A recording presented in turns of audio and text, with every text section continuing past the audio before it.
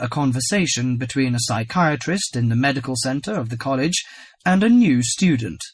First, you have some time to look at questions 1 to 4.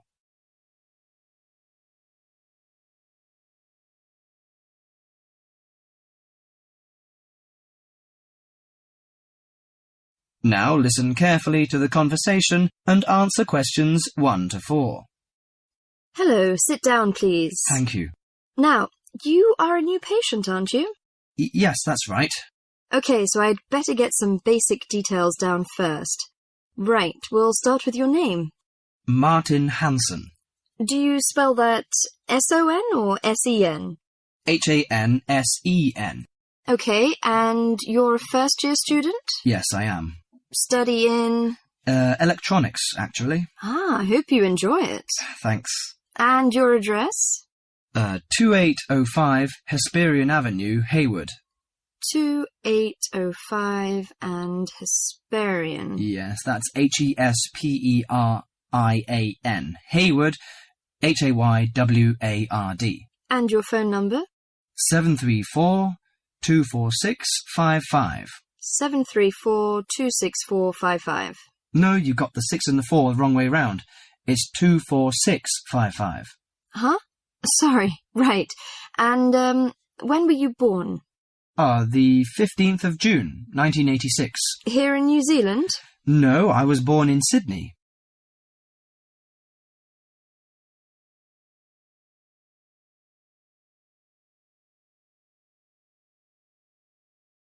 Before you hear the rest of the conversation, you have some time to look at questions 5 to 10.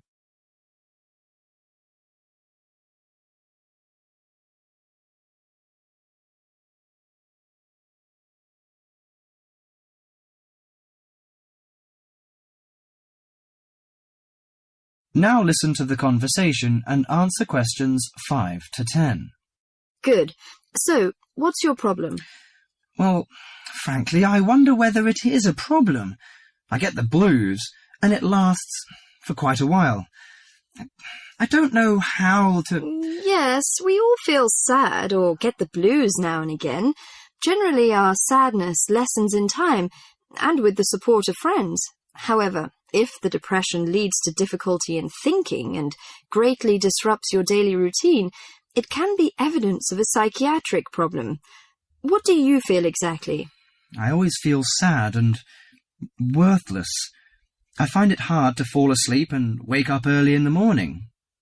How long has it lasted? Nearly half a month. Do you feel fatigue or loss of energy? Or you may have lost interest or pleasure in usual activities? Yes, sometimes. At first I thought I could overcome it by myself, but I failed, and I'm so glad that you came here. It seems that you are suffering mild depression from your symptoms. Depression? Yes, I feel depressed sometimes. But why would I... Depression may occur as a result of biochemical changes in the body. Alcohol, amphetamines, cocaine, and LSD can bring on depression. Those who have a family history of depression usually have a greater risk of depression. Sometimes the worrying changes in life can lead to depression. I see. I had a really bad breakup of a love relationship. It makes me feel hopeless.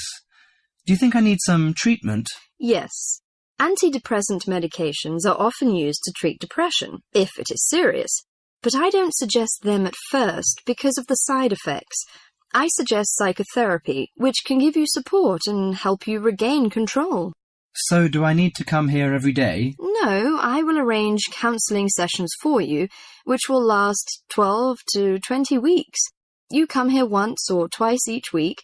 The psychotherapy is directed at helping you gain insight and understanding about events in your life, which may have contributed to your depression. With growing insight, you can often learn more effective ways of coping with your feelings and changing your behaviour.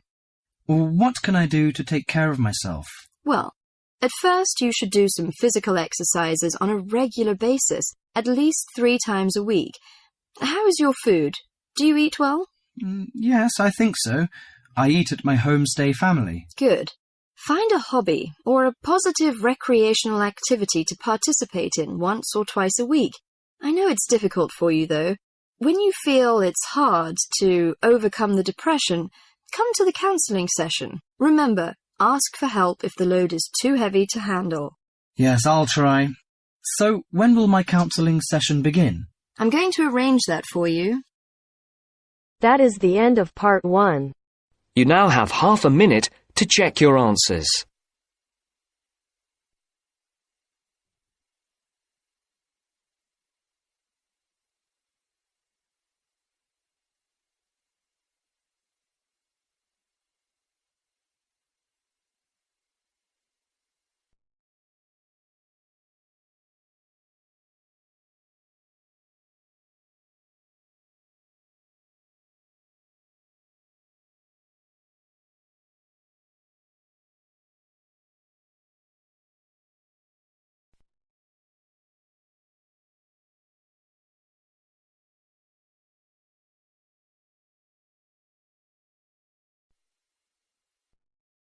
Now turns to part 2.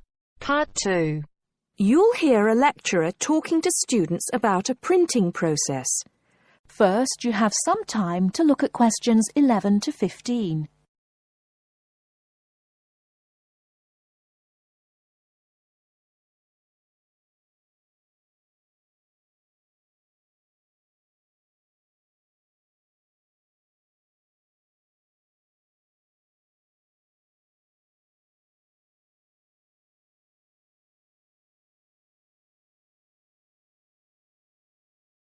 Now, listen carefully and answer questions 11 to 15.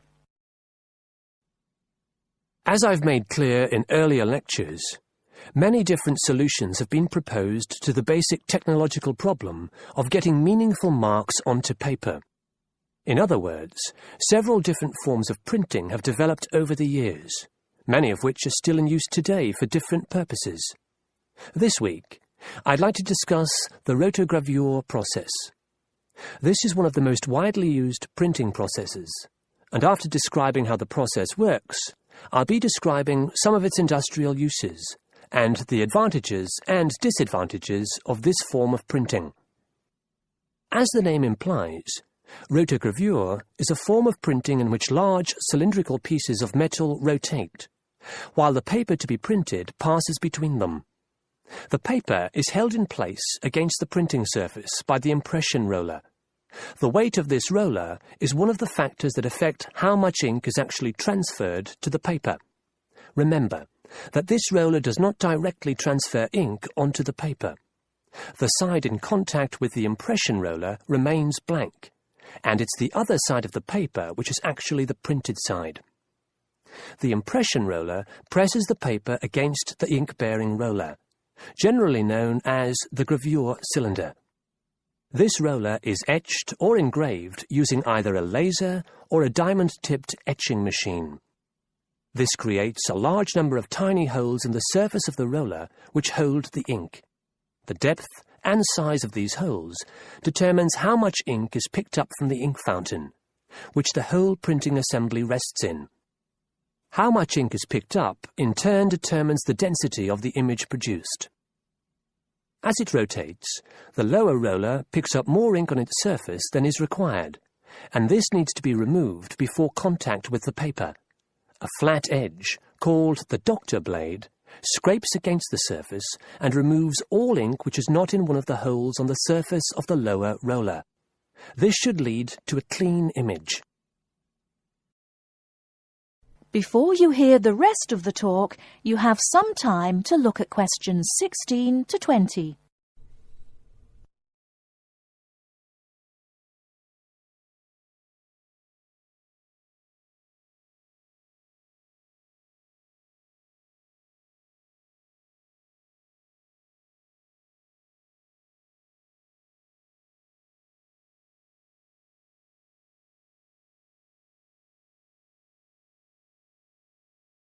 Now listen and answer questions 16 to 20. Now that we understand a little of the mechanics of rotogravure printing, I'd like to look at it in the wider context of the printing industry and discuss the main uses. One of the main advantages of the rotogravure process is that the amount of ink which can be transferred to the paper is high compared to other printing methods. This means that a broad density range can be produced. In other words, with rotogravure, it's possible to produce many different light and dark shades, making it particularly suitable for reproducing photographs and fine art. For shorter print runs, some other processes may give a finer image, but rotogravure is ideal for jobs that involve printing, for example, 1 million magazines. One common place where you'll see printed matter that has been produced by rotogravure is in the advertising material that is often inserted into Sunday newspapers. Of course, it's not just paper that can be printed by rotogravure. It's a very flexible process, since the rollers used can be made to any size required. Whether it's consumer packaging or large rolls of floor covering that need to be printed, rotogravure is a relatively cheap, quick method that is used in a variety of industries. This isn't to say that rotogravure is without its disadvantages. Probably the main drawback is the fact that, with large areas of colour, the dots are visible, even without using any kind of magnifying aid. Now, does anyone have any questions about the rotogravure process? That is the end of part 2. You now have half a minute to check your answers.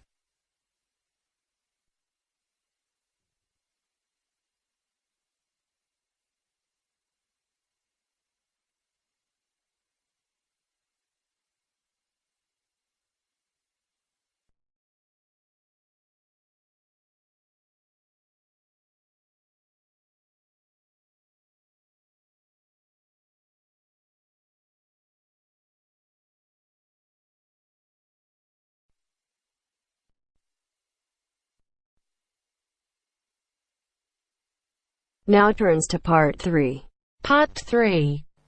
You will now hear a radio talk on agricultural regulations. First, you have some time to look at questions 21 to 25.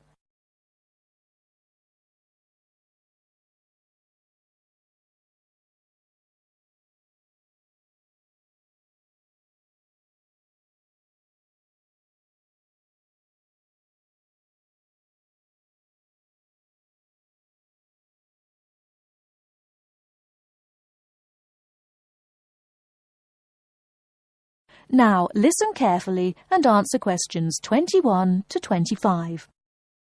Could there be clearer proof of the arrogance and indifference of those who are supposed to keep our food safe than the muzzling of John Verrill? Agriculture is a business, true, and businesses have to make money. But this shows how ministers and officials put the profits of the agriculture business before the well-being of the British people. Mr. Verrill, a pharmaceutical chemist, was appointed to represent consumers on one of the many committees that advise the government on food safety. When he tried to do his job, though, and wanted to warn ministers of a danger to children's health, he was refused permission to do so. The danger comes from hormones given to cattle in the USA and some other countries to make them grow faster. They speed up the animal's development to maturity, thus making meat production more profitable. There have, however, long been fears that the hormones have horrendous effects on the people who eat them, causing diseases as serious as cancer. Once these hormones were used on British cattle too, but over 20 years ago they were banned in Europe for being too dangerous. Indeed, so concerned is the European Union that it banned imports of hormone-fed beef years ago, much to the fury of the US government, which wants to sell it all over the world. Several years ago, the USA and Canada asked the World Trade Organization to declare the ban illegal and to punish Europe for failing to lift it. The WTO, with its long record of refusing to let environmental or safety concerns interfere with trade, agreed, imposing fines of more than $120 million a year on the EU for its refusal to back down. The British government now backs the Americans, claiming that there is no proof that hormone-fed beef does any harm. This is where Mr. Verrill comes in. He is very angry with the government, especially as their claim comes out just after a Danish study shows that growth hormones are 200 times more dangerous than was previously thought. Worried by these findings, Mr. Verrill spoke to government representatives, who did nothing. Before you hear the rest of the talk, you have some time to look at questions 26 to 30.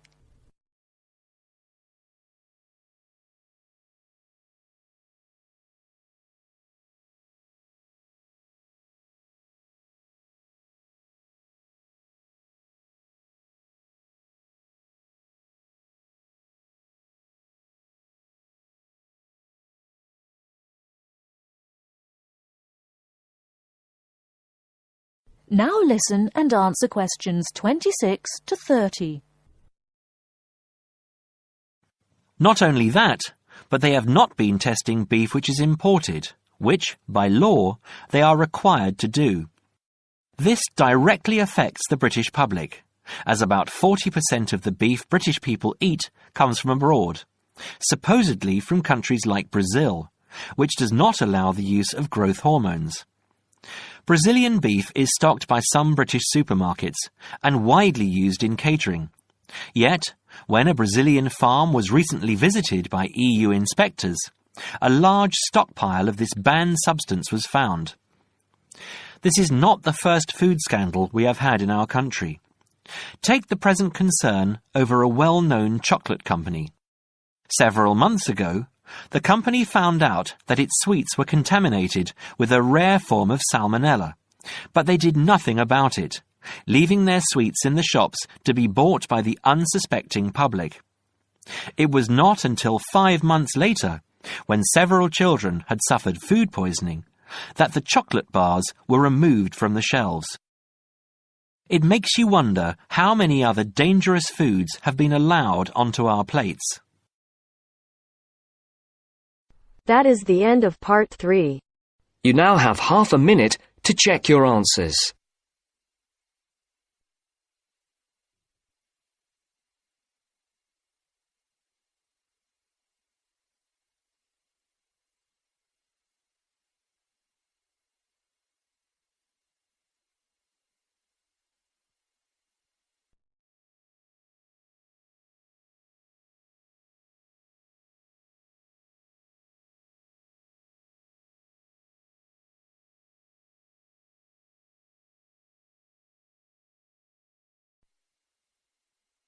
Now turns to part 4. Part 4. First, you have some time to look at questions 31 to 40.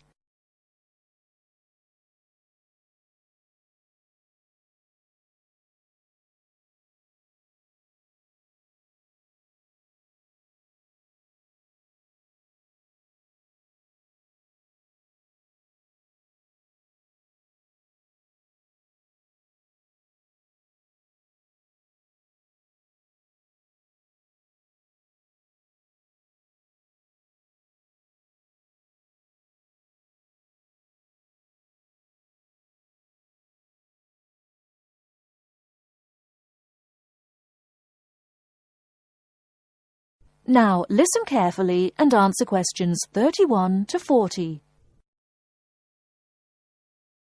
The word thesaurus comes from Greek and means treasure house. So, to tell us more about Roget's thesaurus is linguist Dr. Cindy Channer. Now then, Cindy, we know Roget classified the English language. Well, the 150th edition has just come out. It sold 32 million copies. Yes, that's right, 32 million. What is it? Roget's thesaurus. Now, Roget's thesaurus is a type of dictionary in which words with similar meanings are grouped together. The word thesaurus comes from Greek and means treasure house. So, to tell us more about Roget's thesaurus is linguist Dr. Cindy Channer. Now then, Cindy, we know Roget classified the English language, but what do we know about the man himself? Well, Mr. Roget, or to give him his full name, Peter Mark Roget, was a very interesting man indeed. He grew up in London, he was French, and he spent his early life in a French community there. He later travelled all the way from London to Edinburgh to study medicine at the university there and graduated when he was 19 years old. And he later went on to become a founder of Manchester Medical School. So his life focused around his career as a doctor? Well, actually, no. Roget had a very wide range of interests indeed. In fact, he was a writer and wrote about many topics such as bees, the kaleidoscope, and even perception and feeling in animals. And he was an inventor too. In fact, in 1814, he invented an early version of the slide rule. The slide rule? Yes, the device that can calculate numbers. Then 10 years later, he developed a prototype for the cine camera. And he also got involved in a range of different projects. For example, he became head of a commission investigating London's water supply, and he developed a method of water filtration through sand. And he was involved in the area of education. He was one of the founders of London University. And do you play chess by any chance, Mark? Yes, I do. Well, Roget invented the travelling chess set.